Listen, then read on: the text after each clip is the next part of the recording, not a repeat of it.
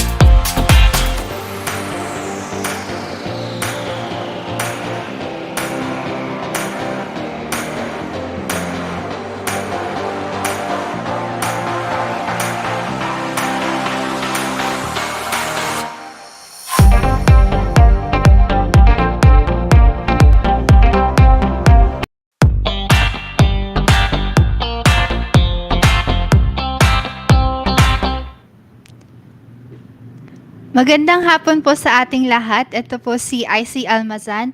Gusto ko pong batiin ang lahat ng mga nanonood sa ngayon sa ating Psc Chatroom. And wala po si Joash na ngayon na ating usual host dahil kasama niya po ang ating butihing chairman na si Mr. Richard Bachman. Kahapon nga po ay nasa Bacolod and I'm not quite sure when sila makakarating sa Zamboanga, pero yun nga po yung itinerary nila as of the latest updates, and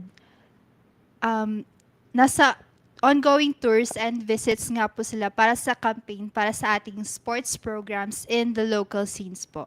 And yes, gusto ko lang po batiin ang ating mga viewers as well as mga tumututok sa ating programa. And with that said, on behalf of our sponsors po, Pagcor, Pioneer Insurance, Pocari Sweat, and PCSO, nagpapasalamat po kami sa inyong patuloy na pagtangkilik sa ating programa wherein we give you the latest updates of the agency this week. And napakarami nga po nangyari, ano? And to give you further details about it, here's our PSC this week. For the latest athletes' achievements, we would like to congratulate our Taekwondo athletes from our national team na lumahok nga sa multiple Taekwondo events last July 7 to July 9, all held in Queensland, Australia. And sa unang event, ito ay ang 2023 Oceania Open Psc Championships, kung saan lumahok si Jocelyn Ninobla at si Patrick King Perez, all under 30 category, both female and male division, kung saan nakamit nila ang gold medal at pati na rin ang silver. At sa pangalawang event naman, ang 5th World Taekwondo President's Cup, Oceania, lumahok ulit si Jocelyn Ninobla, Patrick King Perez, Kurt Brian Barbosa sa kanilang mga category, kung saan nakamit natin ang tig-isang gold, silver, and bronze medal under 30 category and ang men's senior under 58 kilos. At sa huling event sa Queensland, Australia, ito ay ang Australian Open kung saan lumahok ulit si Kurt Brian Barbosa kung saan nakamit niya ang gold medal sa same category. Ito ay ang men's senior under 58 kilos. Pati na rin si Jocelyn Ninobla, Patrick King Perez, Arven Alcantara at pati na rin ang ating para-athlete na si Alain Kiano Ganapin na lumahok para sa para-taekwondo kung saan nakamit ng ating mga atleta ang 4 na bronze medals. At patungo naman po sa ating bowling team, bowling athletes, sila ay lumahok sa 21st Asian Youth 10-pin Bowling Championships na ginanap noong July 10 sa Bangkok, Thailand. Sila ay sina Artegal Barrientos, Stephen Luke Diwa, Mark Dylan Custodio at Zach Ramin, kung saan nakaka-proud po talaga, nakapag-gold po sila sa category na Boys Team of 4. At syempre, sobrang proud naman po ng kanilang coaches na sila Joe Slowinski and Jojo Canare. At hindi naman po mapapantayan talaga kasi naka 943 mark po sila sa event na to. At sobrang congratulations po sa ating mga athletes. For the updates naman po sa ating agency, last Wednesday, the Philippine Sports Commission Chairman Richard Bachman joined the ceremonial serve during the opening night of the Volleyball Nations League Week 3, together with our First Lady Liza Marcos, Malacanang Senior Deputy Executive Secretary Hubert Guevara, Volleyball Philippines President Ramon Suzara, Philippine Olympic Committee President Abraham Bambol Tolentino, Volleyball World CEO Finn Taylor, and Pasay City Mayor Imelda Calixto Robiano sa SM Mall of Asia Arena. And last Thursday naman po ang ating PSC Commissioner Matthew Gaston ay nag-formal swearing-in na nga po sa Malacanang Palace. Si PSC Commissioner Matthew Gaston, he had been appointed March this year and has since been active in his roles as part of the agency's board members and in his engagement to promote the agency's sports programs. The oath-taking ceremony was led by Executive Secretary Lucas Bersamin and Deputy Executive Secretary Hubert Guevara. Joining our commissioner was his wife, Miss Aurora Gaston, together with their daughter, Pauline Maria Monique. And as we all know, Commissioner Gaston was a renowned basketball player and coach and a former commissioner of the Games and Amusements Board. And as of Friday last week nga po, the Philippine Sports Commissioner Walter Torres experienced firsthand a live hockey game when he attended the first ever Chila in Manila, hosted by none other than the Hockey Philippines, held of course at the SM Mall of Asia ice skating rink in Pasay City, Metro Manila. The said event will have had the men's and women's team coming from Singapore, Thailand, Hong Kong, UAE, and Australia, to name a few. And for Saturday, as we've said earlier, napakaraming events nga po ng ating agency. The Ifugao Province Governor Jerry Dalipog warmly welcomed the members and support staff of the Philippine Sports Commission's Laro ng Laing National Secretariat at the Dalagawe Provincial Capital. Ang Laro ng Lahi officially kicked off on July 8 and catered to almost 400 participants to compete in 5 combat sports, namely boxing, taekwondo, weightlifting, wrestling, and wushu. There are also 9 ethnic cultural sports to be played during the 2-day sports fest, which is the highlight of the occasion, like the laba race, guyudan, kadang-kadang, dopop di baboy, munbayo, Moon Ulut, Moon Lagim, Dopop di Manok, and Ugu. This activity was done in partnership with the Ifugao Province and of course supported by Milo Philippines and Pocari Sweat. And again on the same day, nung weekend po ginanap ang ating Laro ng Lahi, the Ifugao culture was on full display during the opening of the Laro ng Lahi, again in Ifugao. Ifugao Governor Jerry Dalipog and Vice Governor Glenn Prudenciano welcomed our PSC board with Chairman Richard Bachman, Commissioners Fritz Gaston, and Commissioner Walter Torres. Our agency vowed a solid partnership in supporting the sports programs of the province of Ifugao, like bringing the Larot Saya sa Parque, and of course hosting the 2025 Batang Pinoy. In the said event, the Laro ng Lahi, 9 ethnic cultural sports of Ifugao, and a combat sport of Taekwondo were successfully hosted by the municipality of Lagawe on the first day ng Laro ng Lahi noong Saturday. And some indigenous games, namely Laba Race, Guyudan, I'm sorry for that, Kadang-Kadang, Dopop di Baboy, Monbayo, Monulut, Monlagim, Dopop di Manok, and Ugub were excitingly played by the all-female participants from the municipalities of Ifugao, that's Lagawe, Banawe, and Asipulu. Meanwhile, the PSC board, headed by Chairman Richard Macman, together with our two commissioners, Commissioners Gaston and Commissioner Walter Torres, graced the opening ceremony with Ifugao Governor Jerry Dalipog, Vice Governor Glenn Prudenciano, and Executive Assistant Agustin Calayaen. And again, on the same event, the sports action continued at the second and final day of the Laro ng Lahi in Ifugao with 5 competitive sports, namely Taekwondo, Wushu, wrestling, weightlifting, and boxing.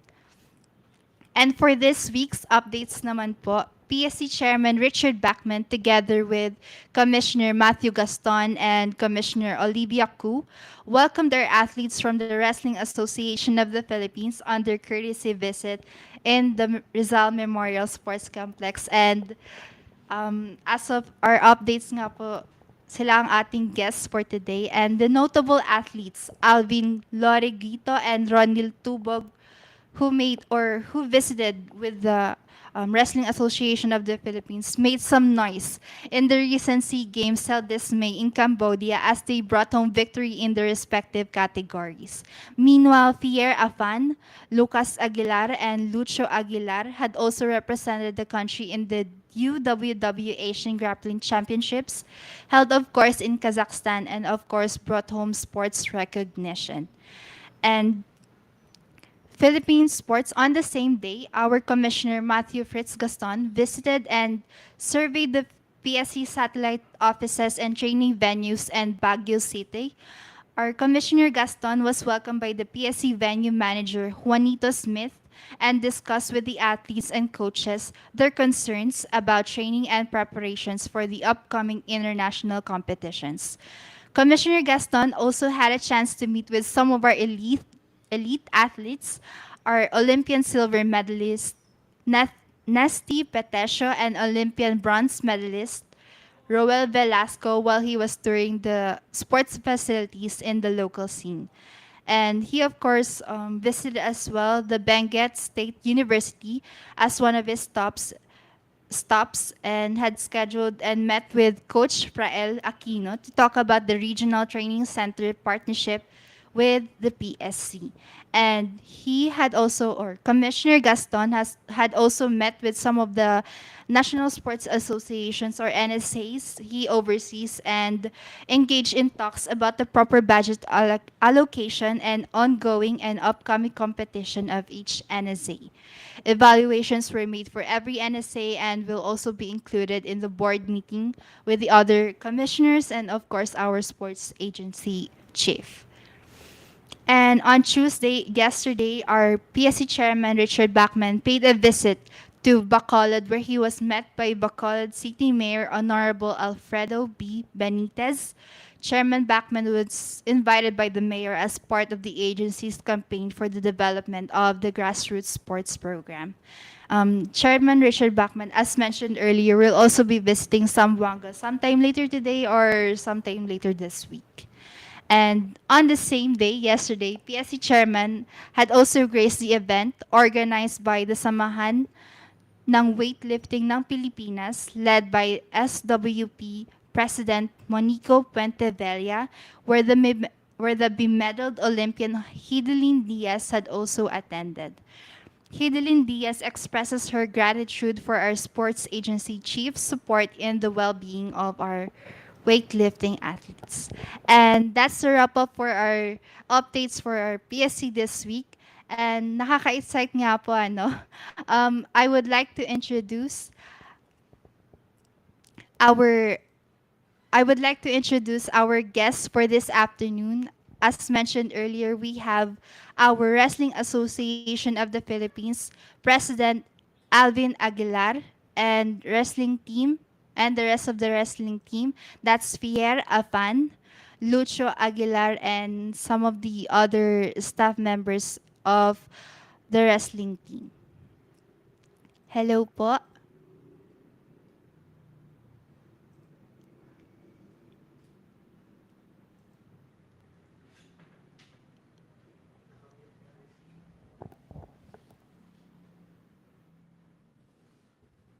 Hello, Sir Alvin.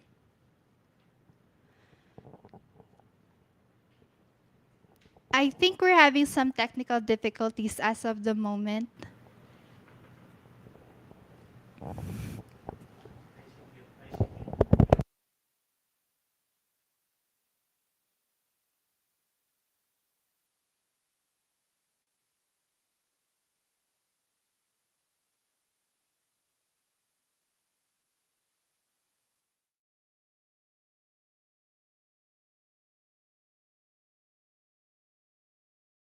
Hi, thanks for having us. If you could please, welcome po sa ating PSC Chatroom. Can you please, batiin nyo naman po ang ating mga viewers ng ating PSC Chatroom? Oh, okay, yes. Uh, Magandang hapon sa lahat ng mga PSC viewers. Thank you very much sa suporta sa inyo sa ating mga sa PSC at sa ating mga atleta. I see that we have our athletes as well po. And you're currently in your training room po. Were we disturbing you po on your Yeah. training, sir? No. We just finished around 10-15 minutes ago. We were just doing some drills on the mat. We're fine. Kamusta naman po, after the competition po, yung UWW, kamusta naman po ang ating athletes, kamusta po ang ating team? We're all good. We're in preparation. We're in heavy preparation for the World Championship. Sa Asian Championship, we got 4 golds, 3 silvers, and 2 bronze medals. And we're bringing the same team over so World Championship in Poland sa August. So we're in heavy training. Wala kaming pahinga. As soon as we got home, 1 or 2 days rest, get over the jet lag, training ulit, laban ulit. Kamusta naman po ang ating athletes? I know wala nga pong pahinga. I'm sorry.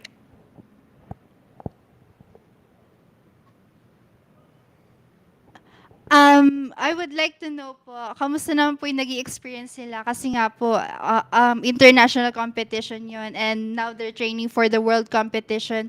Kamusta naman po yung experience nila? Okay, Lucha and Fier, I guess you should answer. Okay, but in the meantime, while they're getting on board, see Fier has been before this. He was the first Filipino to qualify for the World Combat Games in Riyadh for grappling, and Lucha has also competed abroad several times. He's a champion in Taiwan, champion in Singapore for wrestling. So it's nothing new naman for them. But because it's a world championship, we have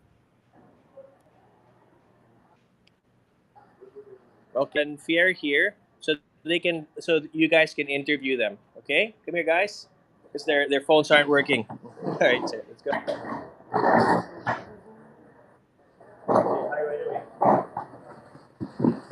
Hello. Hi Lucho, hi Pierre.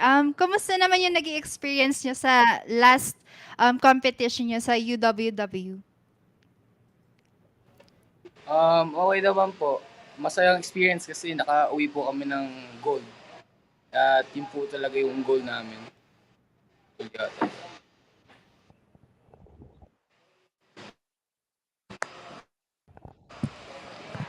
I think, okay. Thank you po sa pag-adjust.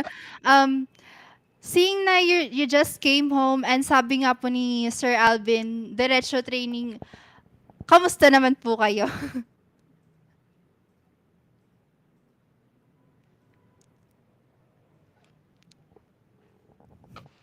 Okay naman po, pero um, World World Championship. Championship po. Ganun pa rin po, bugbog pa rin. Pero kailangan po mag-grind eh. Kasi malaking po competition tong World Championship. So, wala kaming excuse para magpahinga. So, yun po. As Sir Alvin had mentioned nga po, this August na ang World Championships, and you just came from the Asian Championships nitong June. Gaano ka-intense na yung training nyo? Kasi, grabe, walang pahinga eh. Gaano ka-intense na for you as athletes? Um, since naman po is summer naman po, kaya medyo mas di siya ka-intense gaya ng may school pa kami. Kasi nakaka-rest kami ng maayos, tapos kuha namin yung tulog namin.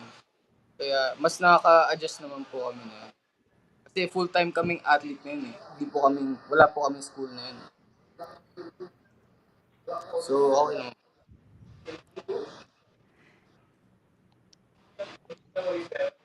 And may goal ba kayo sa susunod na championships nyo?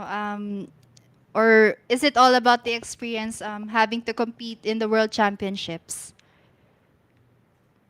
Opo, may goal po kami. Gusto po namin maging first Goal. Filipino world champion sa grappling. Siyempre, malaki pong karangalan po itong world championship pasa. Kasi bata pa lang And, po kami. Nagtitrain na po kami para maging world champion.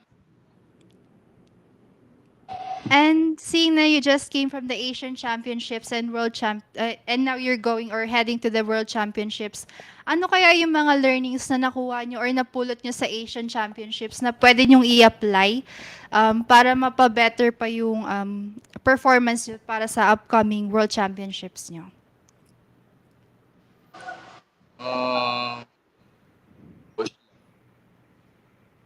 Uh, may marami po ako po may marami po akong natutunan kasi nag-try po sa senior division. Kasi ang original division ko po sa ano lang po, sa juniors. Tapos pina-try po nila ako sa seniors. Tapos nung nakalabang ko po yung mga past world champion doon, mga senior level, tapos mga mga elite na athlete. Nakita po marami pa akong butas. Tapos na yun, yung itong week na po ito, inaayos po namin para sa susunod na week. More on flow na lang kasi ang dami ko po nakitang butas dun sa sa laban ko po nung senior division. How about Lucho naman? I think that what I learned from the last comp in Kazakhstan was do not give up, because in my first few fights I was really doubtful of myself. I wasn't really believing in myself, but I learned that in the next comp I should believe in myself, push, and don't give up no matter what. Wala naman bang pressure sa'yo, seeing that your dad is the one heading this team, Lucho? No naman, because he's really supportive. He helps us in training and make sure we're always okay, we're always safe.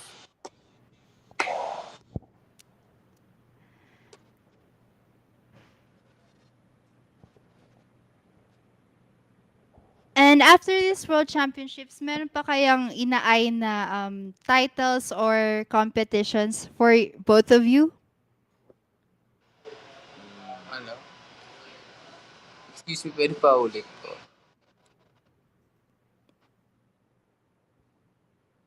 Pwede pa ulit po yung question.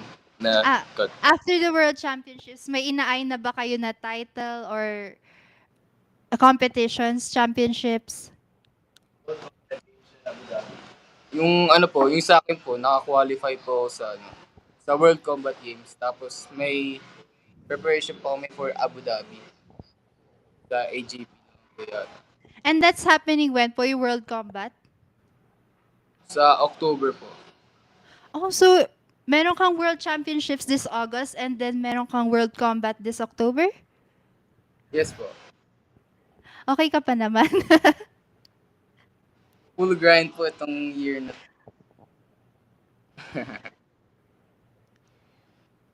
Yung training nyo, together with your coach, is your coach currently there? Sa ayan po, si ano po, si Chief Alvin, Chief Alvin Aguilar tutulong sa amin.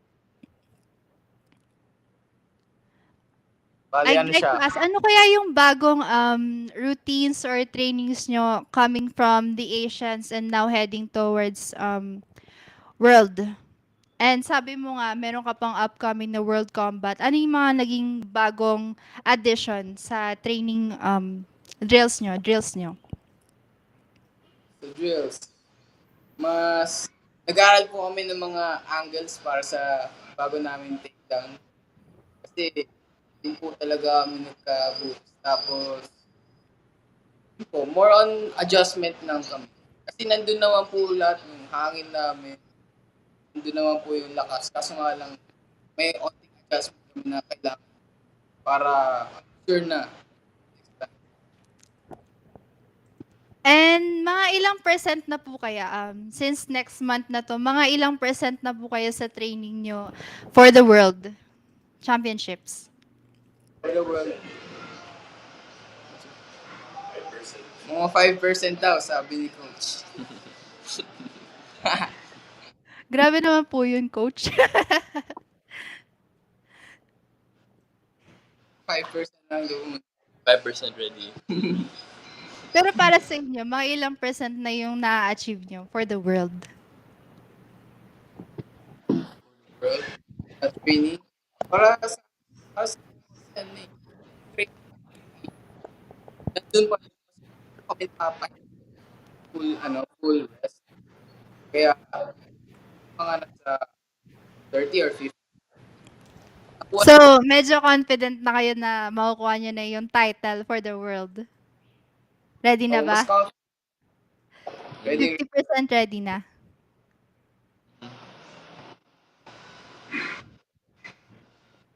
ready na yun. Okay. I'd like to speak po with Sir Alvin po. Boss.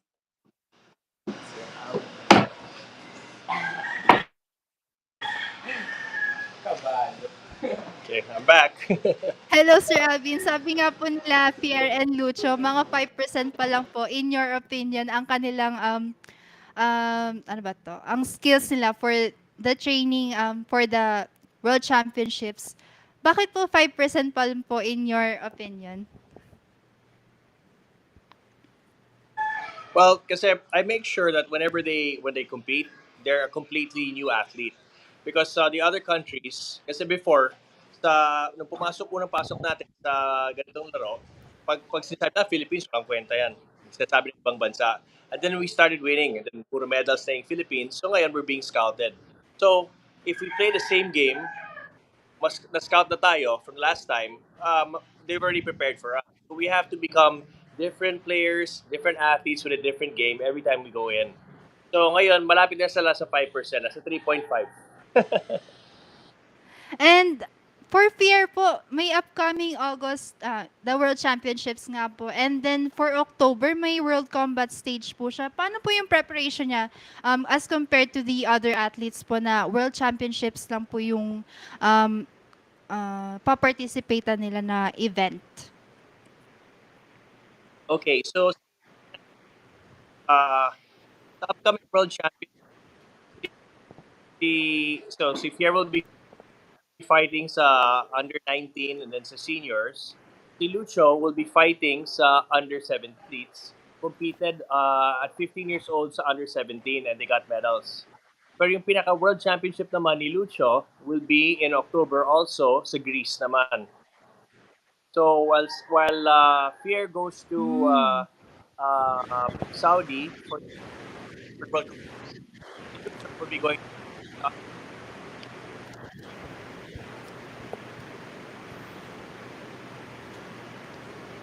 So, jump pack po pala for all the athletes, no po? And then in between all of this, Super, super lubricate. training po. Kaya po pala 5% pa lang kasi super dami po ng events nila per sunod-sunod na events po for this week. Gets ko na po yung 5%.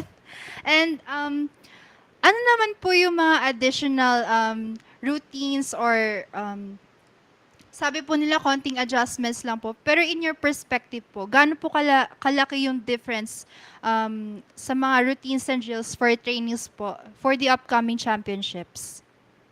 We'll be doing the same thing to maintain their strength. Para yung hangin nila nandun pa rin. But of course, when we go inside, lahat ng mga butas ng laro nila will be covered. So si Fier, our goal last time was for him to get 4 golds. He would have been the first ever to do that. 2 golds under 19, 2 golds of seniors. Uh, he made some mistakes as in the senior competition, so dalawang silver lang siya doon. So when we come back in the World Championship, sana we can get the 4 golds there. Sana nga po. And this is outside or of Lucho and Fier po. Pero congratulations po sa daughter niyo na si Alea. Ano po Oh, yung nakikita naming future po for Alea po in the name of wrestling po or mixed martial arts po? oh wow, yeah, thank you. She's been winning all the national championships after her World Championship. She'll be fighting again in October in Dubai for the Kids World Championship. We also have a tournament for all kids here. It's going to be it's called the Littlefoot Tournament. That's going to be happening in a few weeks' time. So you want to get AL? We'll get AL first. So um, she was actually training with us this morning. She trains full time with everybody else. And then our wrestlers naman, Ronil Tubog and Alvin Lubriquito will be representing the country in the Asian Games. We're sending them to Kazakhstan for their foreign training. And then after that, we're going to be putting them in all of the Olympic qualifiers. Okay, so this is AL. This is AL here. There we go. There. You say hi, baby.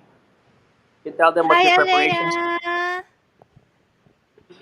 So, what are your preparations for your World Championship? Tell them what you've been doing. Go. Yeah, yeah. Tell them what kind of training you've been doing. Go. Tell them what you do in training. Go, go. Tell them what training. There. So, she's there. Naku, Alea, dapat masanay ka na sa camera. Feeling ko talaga eh. Anda yung mapapanalo ng championships. Yun na lang po siguro Wow, baby. idadagdag rin sa training niya, yung ano po, pag-face po sa camera kasi super, I believe in her winning and congratulations, Alea. Okay. Thank you.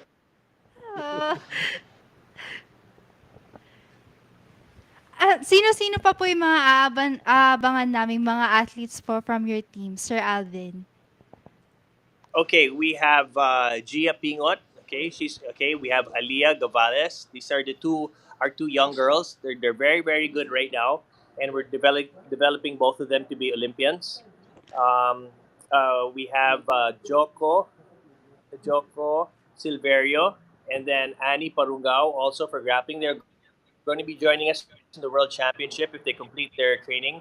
Kasi what happens sa atin is, okay, even if you qualify and then may training, if you cannot complete the training cycle, then you don't go. Kasi sayang naman yung budget kung hindi kayo mananalo, di ba?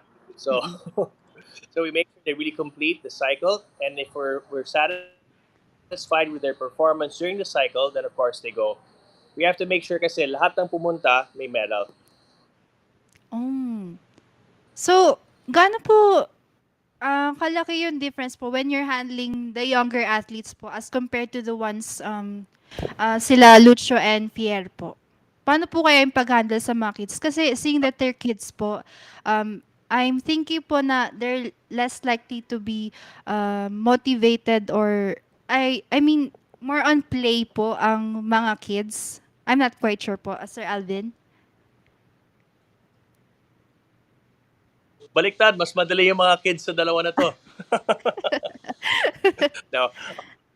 Our our kids are very very well behaved. Their parents are all here supporting them. When you look at our gym during the training time, ang daming parents na nandito. What's very very important sa development ng isang bata is to support their parents.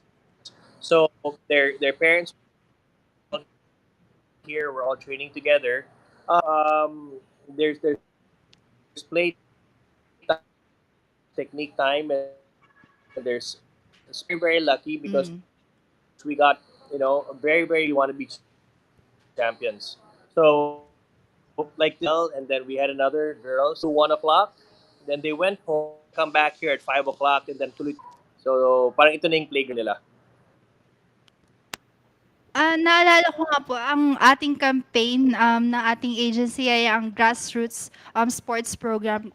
Gaano po ito kahalaga sa, inyong, sport po, ang wrestling po? Seeing that you're cultivating kids' passions po, ay passion in the sport, gaano po ito kahalaga for the continuation of the sport in the country po as well as worldwide po? Okay, sobrang halaga yan. We have 40 gyms affiliated with the Wrestling Association of the Philippines around the country, from Luzon all the way, from Baguio all the way up to Mindanao. We make sure that everybody has their own grassroots program. Yung sa grassroots program namin here in Parañaque, we were able to get some athletes from Muntinlupa na bata pa lang tinitrain na namin, and now they're members of the Philippine team. They're representing our country all over the world. And most of the people that get in the wrestling team are also get full scholarships in college as well. So mabuti rin for everybody. At least may napupuntahan yung efforts sila and their excuse me. It's okay. And, medyo malapit na po matapos ang ating, time. Would you like to, send your thank yous, words of gratitude po, and of course, invite other athletes po and other parents po who would like to, enroll their kids in your programs po for, mixed martial arts, sir? Okay, first and foremost, I'd like to thank the Philippine Sports Commission for their all-out support for not just wrestling but everybody as well. First time in a long time, we have a very very proactive chairman who really goes all out to meet the athletes, to meet the NSA heads, and of course we have our commissioner, like Commissioner Fritz Gaston. He's only been there for like 1 or 2 weeks, pero grabe, ang dami na niyang nagawa. I mean, his plans and the way he's involved in all the NSAs is something that we should be really proud of. We're very, very fortunate to have people like that from the Philippine Sports Commission who have our backs and are supporting everything we do. And on top of that, we also have our POC president and Bumble Tolentino, who's also all out. So the combination of those two will definitely continue the golden age of Philippine sports, and we're very, very lucky to be in that time right now. And again, thank you very much to everybody, lahat na nagsusuporta sa mga Filipino athletes. Filipino athletes are the best in the world. We just have to give them, the proper exposure, the proper support, and then we will do the rest. And I think we have it right now with our chairmen and our commissioners in the Philippine Sports Commission. Again, I'd like to thank everybody there for your all-out support for us. And, of course, invite po our, viewers to, stay tuned for your athletes, championships or our upcoming championships to show their support po. Oh yes, okay. We'll be doing our best to be able to air the championship bouts of our athletes, so everybody can watch it real time. Kasi pinaghihirapan talaga nila yan. When nobody's looking, they're striving, they're working. They're just trying to improve themselves so they can represent not just their team, not just their families, but the whole country itself. And that's the greatest honor anybody can get, to be able to represent your country this way. So we're all going to be doing that. I'd like to invite everybody to watch that and stay tuned. And sky's the limit for our athletes. You will see that we will be making Philippine history once again. And yes, we will, be updating, or we will be staying in tune po for your athletes, or for all the athletes, upcoming championships po. Again, thank you po, Sir Alvin, sa pagpapaunlak sa aming imbitasyon sa aming programa. And PSC Chatroom will be back in after a few reminders and a few munting paalala po. Pocari Sweat presents The Sweat You Forget. Hello Hello there, I'm Carrie. You see, it's the sweat that you forget that's dehydrating you. Like work from home overtime, oversleeping, being in cold temperatures, having caffeinated drinks, or alcohol, fighting a fever, and even crying. But you can always recover with Pocari Sweat. Because of these ions, we can help with your body's rehydration. So remember the sweat you forget and always stay hydrated. Pocari Sweat. Pocari Sweat presents The Sweat You Forget. Hello there, I'm Carrie. You see, it's the sweat that you forget that's dehydrating you. Like work from home overtime, oversleeping, being in cold temperatures, having caffeinated drinks, or alcohol, fighting a fever, and even crying. But you can always recover with Pocari Sweat. Because of these ions, we can help with your body's rehydration. So remember the sweat you forget and always stay hydrated.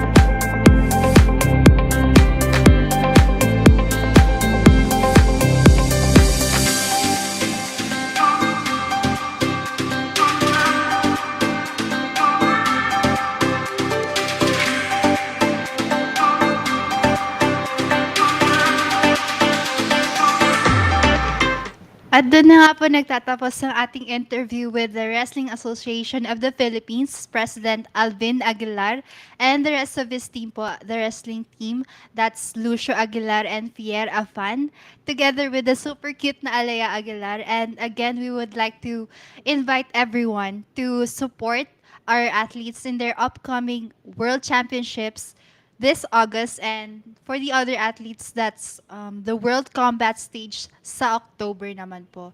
And again, we would like to congratulate them on their recent competition last June, and biglang August, may event na naman. So, todo suporta po and todo saludo po tayo sa ating mga atleta. And this would not be all possible without our PSC board, that's PSC Chairman Richard Bachman, together with the rest of the commissioners, Commissioner Edward Heiko, Commissioner Olivia Koo, Commissioner Fritz Gaston, and Commissioner Walter Torres. Again, maraming salamat po sa patuloy na pagtutok sa aming programa. And for the rest of the updates po, for the upcoming days of this week, you can always tune in sa aming mga official social media platforms. That's on Facebook, Philippine Sports Commission, and on Twitter as well. And for the official updates and whatnot, that's also going to be shown or presented on our official website, www.psc.gov.ph, and the rest of our social media platforms are here below. You can check them out. So, and if you could as well follow us on or subscribe on our YouTube channel, that's Philippine Sports Commission. And again, ako po si IC Almazan, and thank you po sa pagtutok sa ating programa. And meron tayong mga comments. That's from Yob Alvarez na nagko-congratulate sa ating wrestling team sa kanilang recent event and as well as Morong Roller Ski. Sana tama yung pagkakabanggit ko. Thank you po sa pagtutok sa ating programa. Again, see you next week or actually, see you next Friday po at the same time, 1 p.m. sa ating same platforms, Facebook and YouTube po for the PSC Hour. I'll be updating or I'll be giving you updates po on the program PSC Hour together with Radyo Pilipinas DOS hosted by Miss Judith Karingal. Again, thank you for tuning in po. See you next week.